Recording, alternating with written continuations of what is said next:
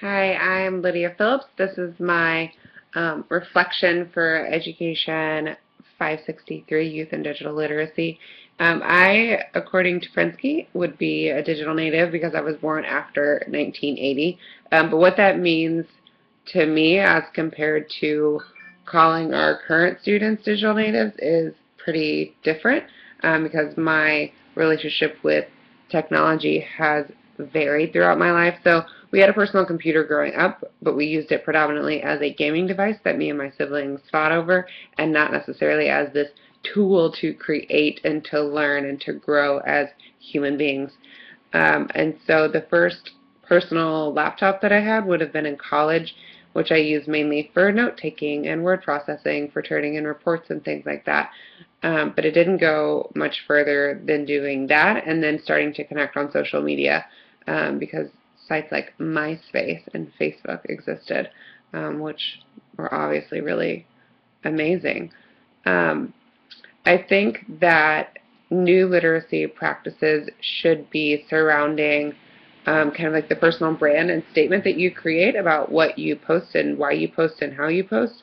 And so I think that that relates to how our students are using social media, but also how they're responding to teachers in classes, how they're responding to peers in classes.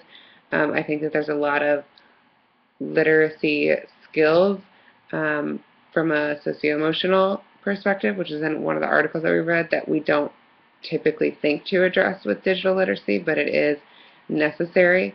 I think that the older I get and the more experience I have with digital tools, I'm not prone to try a new web tool just because it exists. I normally try it because I'm forced to, and I think our kids are really similar in that while they connect and do Snapchat and text, a lot of their interaction with web tools stops there. There are not tons of kids in programs like Dusty in Oakland where they are creating these amazing video stories unless we are challenging our students to do that.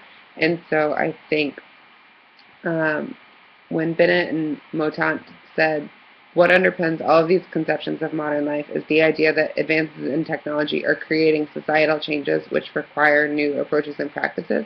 I wholeheartedly agree with that, and I agree with them too that students are not necessarily lining up um, to those ideas on their own. And so that's something that teachers should have access to different professional development opportunities. It should be a part of school culture talks about how we are relating to the tools, and we should be learning from kind of some of the tech giants that are leading the way in constantly innovating what their product is and how people relate to it. Case studies on things like Google and Facebook would be excellent places to start for a lot of teachers from a very simple perspective of focusing on what tools exist and how can they improve the way that we learn and how do they shift the way that we think. So I'm really excited to learn more in this class.